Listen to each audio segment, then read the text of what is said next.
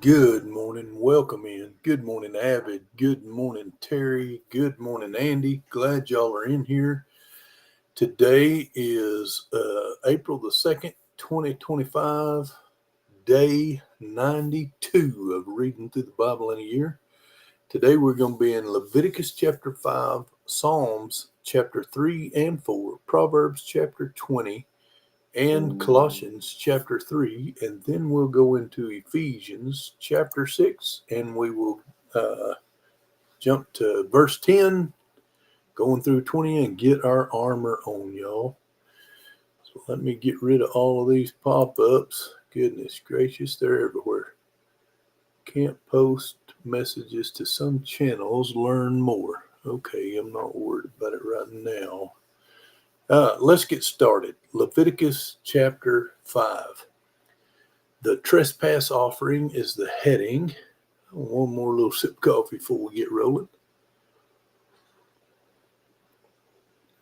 Now, if a person, chapter 1, good morning, Christy Betts. If a person sins, hold on, got another pop up. If a person sins in hearing and the uttering of an oath and is a witness, whether he has seen or known. Why am I not seeing all my messages? Hold on. There we go. I'm going to start again. Verse 1. If a person sins in hearing the utterance of an oath and is a witness, whether he has seen or known of the matter, if he does not tell it, he bears guilt. Or if a person touches, good morning, Joy Bartlett, or if a person touches any unclean thing, whether it is the carcass of an unclean beast or the carcass of an unclean livestock, or the carcass of unclean creeping things, he is unaware of it, he also shall be unclean and guilty. Or if he touches human uncleanliness, whether uncleanliness with which a man may be defiled, and he is unaware of it, when he realizes it, then he shall be guilty. Verse 4. Or if a person swears, speaking thoughtlessly with his lips, to do evil or to do good, whatever it is that a man may pronounce by an oath, and he is unaware of it, when he realizes it, then he shall be guilty in any of these matters. And it shall be, when he is guilty in any of these matters, that he shall confess that he has sinned in that thing. And he shall bring his trespass offering to the Lord. Let me change something right quick. And he shall bring his trespass offering to the Lord for his sin which he has committed, a female from the flock, a lamb or a kid of the goats as a sin offering. So the priest shall make atonement for him concerning his sin. If he is not able to bring a lamb, then he shall bring to the Lord for his trespass which he has committed 2 turtle doves or 2 young pigeons, one as a sin offering and the other as a burnt offering. And he shall bring them to the priest, who shall offer that which is for the sin offering first, and wring off the head from its neck, but shall not divide it completely. Then he shall sprinkle some of the blood of the sin offering on the side of the altar, and the rest of the blood shall be drained out at the base of the altar. It is a sin offering. And he shall offer the second as a burnt offering according to the prescribed manner. So the priest shall make atonement on his behalf for his sin which he has committed, and it shall be forgiven him. But, verse 11, but if he is not able to bring 2 turtle doves or 2 young pigeons, then he who sinned shall bring for his offering 1/10 of an imph of fine flour as a sin offering. He shall put no oil on it, nor shall he put frankincense on it, for it is a sin offering. Then he shall bring it to the priest, and the priest shall take the handful of it and as a memorial proportion and burn it on the altar according to the offering made by fire to the Lord. If it, I'm sorry, that's not it. It is a sin offering. The priest shall make atonement for him for his sin that he has committed in any of these matters, and it shall be forgiven him. The rest shall be the priest as a grain offering. Offerings of restitution. Good. Thank you, Terry, for letting me know that you can hear good. I always appreciate that because I never know. I don't, unless I get a little feedback. Verse 14. Who's AD?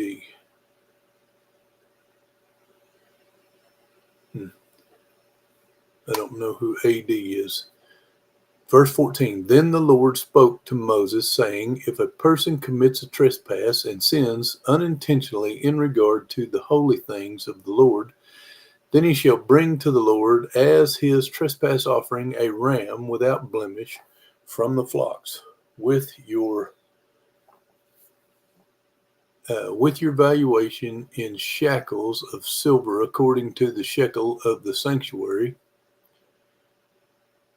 as a trespass offering, and he shall make restitution for the harm that he has done in regard to the holy thing, and shall add 1/5 to it and give it to the priest. So the priest shall make atonement for him with the ram of the trespass offering, and it shall be forgiven him. If a person sins and commits any of these things which are forbidden to be done by the commandments of the Lord, that though he does not know it, yet he is guilty and shall bear his iniquity, and he shall bring to the priest a ram without blemish from the flock, with your valuation as a trespass offering. So the priest shall make atonement for him regarding his ignorance in which he erred and did not know it, and it shall be forgiven him. It is a trespass offering. He has certainly trespassed against the Lord. All right, that wraps up Leviticus 5. Let's go to Psalms chapter 3. We're going to do Psalms chapter 3 and 4 today. Psalms chapter 3. The Lord helps his troubled people.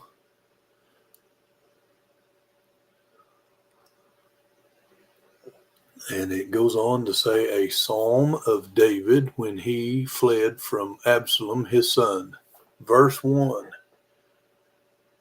Lord, how they have increased who trouble me. I didn't read that very good at all. Hang on. Verse 1. This is David fleeing from Absalom. Lord, how they have increased who trouble me. Many are they who rise up against me. Many are they who say of me, there is no help for me in God. Selah. Verse 3.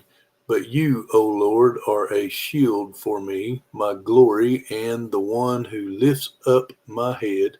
I cried to the Lord with my voice, and he heard me from his holy hill. I lay down and sleep. I woke, for the Lord sustained me. I will not be afraid of 10,000s of people who have set themselves against me all around. Arise, O Lord, save me, O my God, for you have struck all my enemies on the cheekbone. You have broken the teeth of the ungodly. Salvation belongs to you, to the Lord. Your blessings is upon your people. And that wraps up Psalms 3. Let's look at Psalms 4. It says, the safety of the faithful to the chief musician with stringed instruments, a psalm of David is all the heading. That's all one heading. It says, verse 1. Hear me when I call, O God, of my righteousness. You have relieved me in my distress. Have mercy on me and hear my prayer. How long, O you sons of men, will you turn my glory to shame? How long will you love worthlessness and seek falsehood? But know the Lord has set apart for himself him who is godly. The Lord will hear, and I will call to him. Be angry and do not sin. Meditate within your heart on your bed and be still. Offer the sacrifices of righteousness and put your trust in the Lord. There are many who say, who will show us any good? Lord, lift up the light of your countenance upon us. You have put gladness in my heart more than in the season that their grain and wine increased. I will both lie down in peace and sleep, for you alone, O Lord, make me dwell in safety. All right, that wraps up both Psalms for today. Let's go to Proverbs chapter 20. Proverbs chapter 20, verse 1. Another little sip of coffee here, y'all. Verse 1. Wine is a mocker, strong drink is a brawler, and excuse me again. Verse 1 again, I'll start over. Wine is a mocker, strong drink is a brawler, and whoever is led astray by it is not wise. The wrath of the king is like the roaring of a lion. Whoever provokes him to anger sins against his own life. Thank you, Andy, for doing that. That's cool. It is honorable, this is verse 3, it is honorable for a man to stop striving, since any fool can start a quarrel. The lazy man will not plow because of winter. He will beg during harvest and have nothing. Counsel in the heart of men is like deep water, but a man of understanding will draw it out. Most men will proclaim each his own goodness, but who can find a faithful man? The righteous man walks in his integrity. His children are blessed after him. A king who sits on the throne of judgment scatters all evil with his eyes. Who can say, I have made my heart clean? I am pure from my sin. Diverse weights and diverse measures, they are both alike an abomination to the Lord. Even a child is known by his deeds. Whether what he does is pure or right, the hearing ear and the seeing eye, the Lord has made them both. Do not love sleep, lest you come to poverty. Open your eyes, and you will be satisfied with bread. It is good for nothing, cries the buyer, but when he has gone his way, then he boasts, there is gold and a multitude of rubies.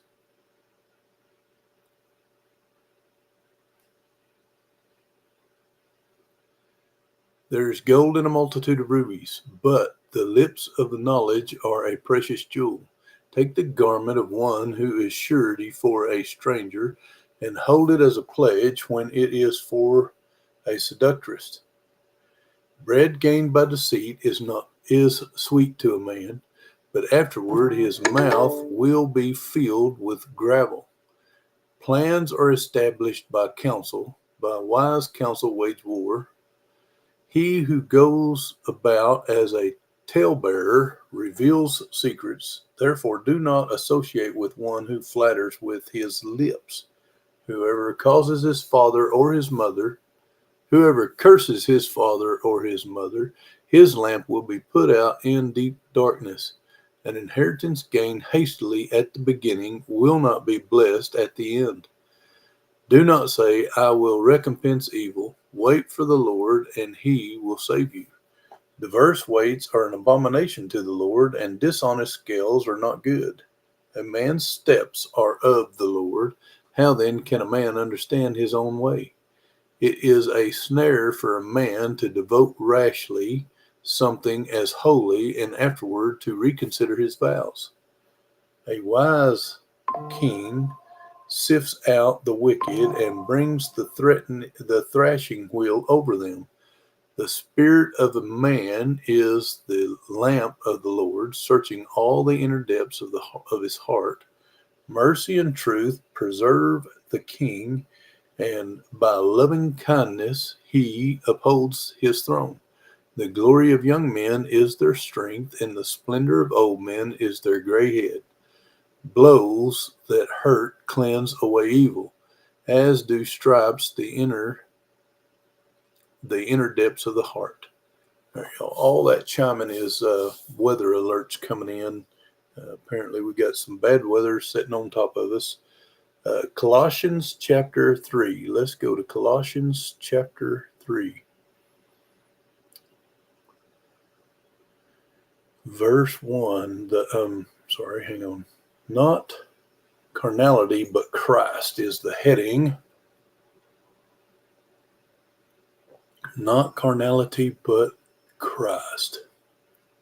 Verse 1. If then you were raised with Christ, seek those things which are above, where Christ is, sitting at the right hand of God. Set your mind on things above, not on things on the earth. For you died, and your life is hidden with Christ in God. When Christ, who is our life, appears, then you also will appear with him in glory. Therefore put to death your members which are on the earth, fornication, uncleanliness, passion, evil, desire, and covetousness, which is idolatry. Because of these things the wrath of God is coming upon the sons of disobedience, in which you yourselves once walked, when you lived in them. But now you yourselves are to put off all these: anger, wrath, malice, blasphemy, filthy language out of your mouth. Do not lie to one another, since you have put off the old man with his deeds, and have put on the new man, who is renewed in knowledge according to the image of him who's created him.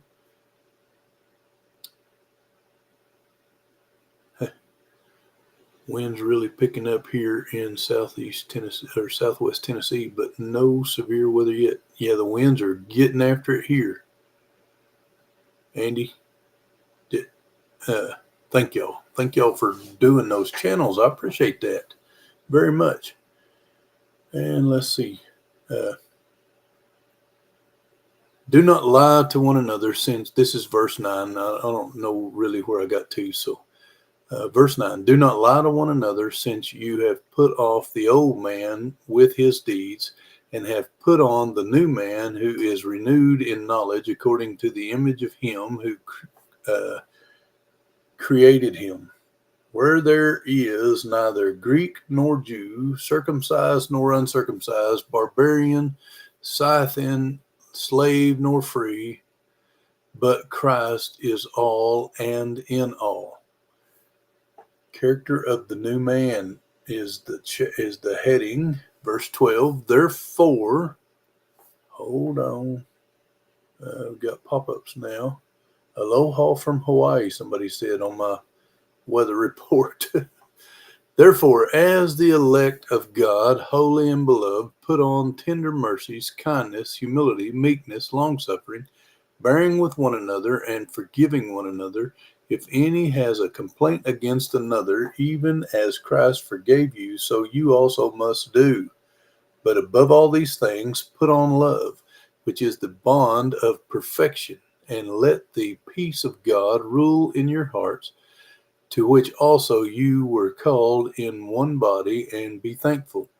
Let the word of Christ dwell in you richly in all wisdom, teaching and admonishing one another in psalms and hymns and spiritual songs, singing with grace in your hearts to the Lord. And whatever you do in word or deed, do all in the name of the Lord Jesus, giving thanks to God the Father through him. The Christian home is the heading. Wives, submit to your own husband.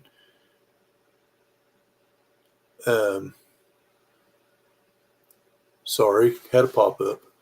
Wives, verse 18, wives, submit to your own husbands, as is fitting in the Lord. Husbands, love your wives and do not be bitter toward them.